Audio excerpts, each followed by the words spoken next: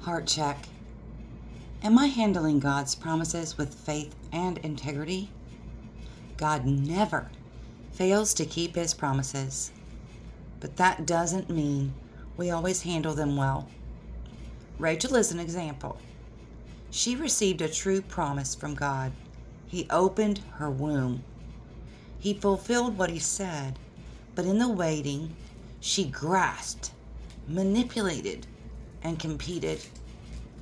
And then once the promise was fulfilled, with her having a son, Jacob, she taught him patterns that didn't always reflect trust in God. And this is where the heart check becomes personal. God's promises are flawless. Our stewardship of them is where the testing happens.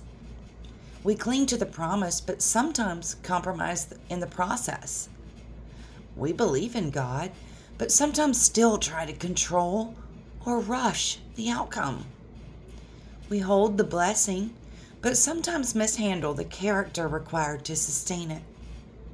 We receive the gift, but sometimes forget the responsibility attached to it.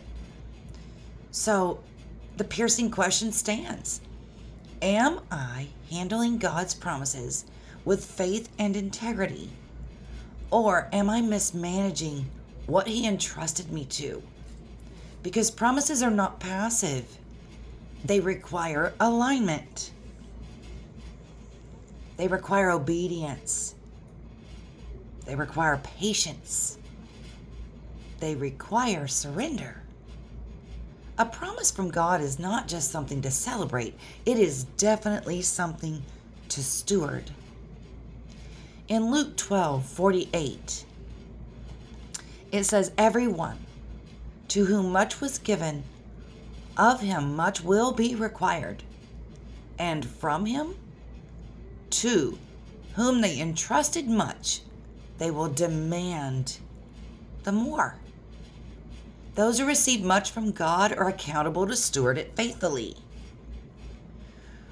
Rachel's story is from Genesis chapters 30 through 31.